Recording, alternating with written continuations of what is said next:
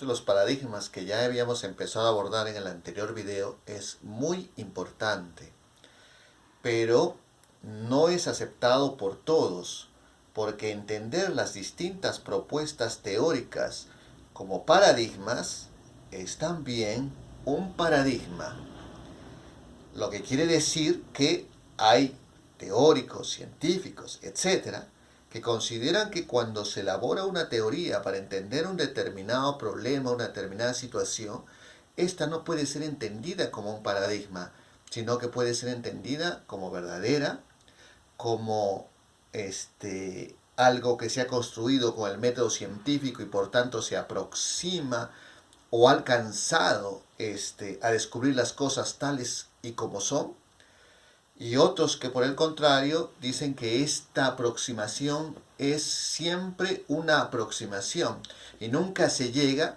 a la esencia verdadera de las cosas. Y hay quienes todavía señalan que esta aproximación siempre será lejana y que por tanto no hay nada de lo que podamos estar completamente seguros.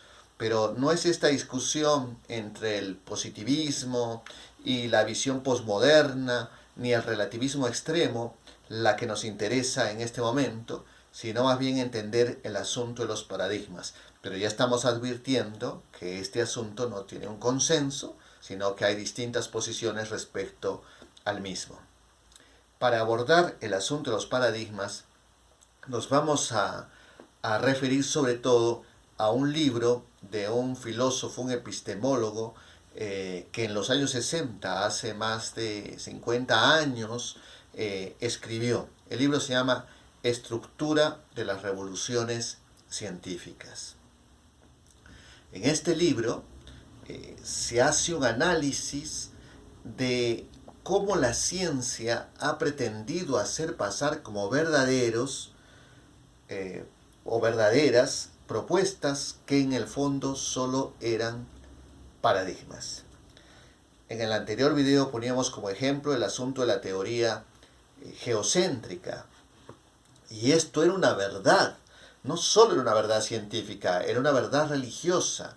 Porque según la Iglesia Católica, quien tenía un enorme poder en la Europa de ese entonces, el centro de la obra fundamental de Dios tenía que ser obviamente la tierra, porque el ser humano es la obra más majestuosa de Dios. Hemos sido hechos a imagen y semejanza.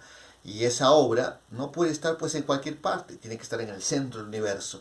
Y así la Tierra se convirtió en el centro del universo. Entonces no solo era una verdad científica, sino era una verdad religiosa. Pero esa verdad, como hemos dicho, luego se cae.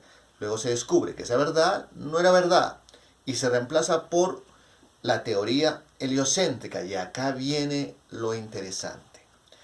La teoría heliocéntrica sostiene que la Tierra gira alrededor del Sol. Y todos nosotros estamos de acuerdo en que eso es así. Pero si nosotros creemos en la perspectiva de los paradigmas, tenemos que pensar que esa no es una verdad. No es verdad que la Tierra gire alrededor del Sol. Es solo un paradigma. ¿Qué quiere decir eso? Que en algún tiempo descubriremos que la Tierra no gira alrededor del Sol, o que no gira como creíamos que giraba. Y entonces esa verdad dejará de serlo y se convertirá en lo que esta teoría señala que son todas estas propuestas, un mero paradigma. Veamos otros casos. Para la reproducción de las especies se necesita macho y hembra. ¿Esa es una verdad? No, es solo un paradigma. Hay varias especies que cuando hay escasez de machos, la hembra puede reproducirse sin necesidad del macho, ¿sí? Pero este paradigma todavía tiene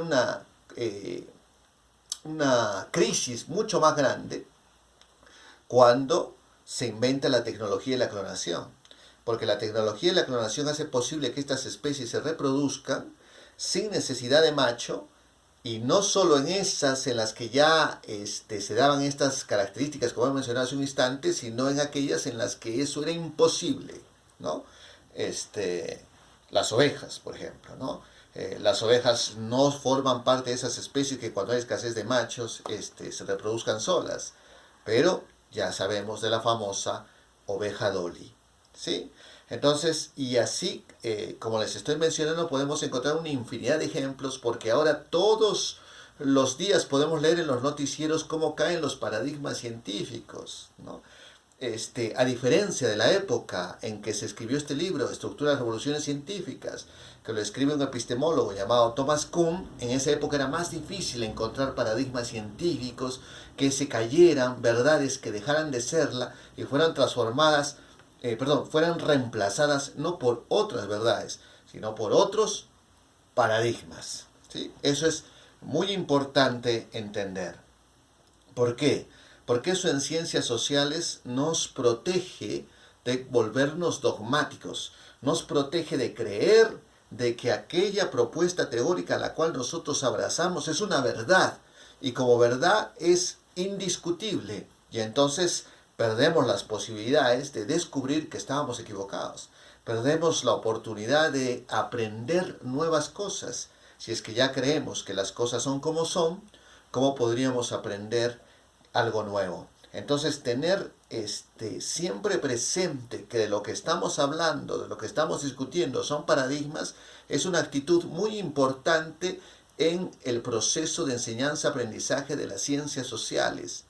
Lo que quiero decirles es que cuando un profesor les diga esto es así, ustedes duden, porque no es así, es solo un paradigma.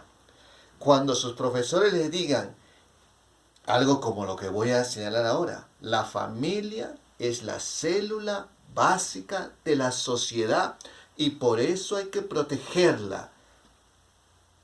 ¿Eso es así? ¿Es una verdad? No, es un paradigma. De hecho, existen varias teorías que cuestionan la familia como célula básica de la sociedad y que más bien que su protección proponen su desaparición y su reemplazo por otras formas de organización social. Imagínense, si ni siquiera la familia tiene consenso respecto a la forma de ser entendida, ¿qué cosas podrían tener consenso en las ciencias sociales? Prácticamente ninguna, como veremos en el siguiente video.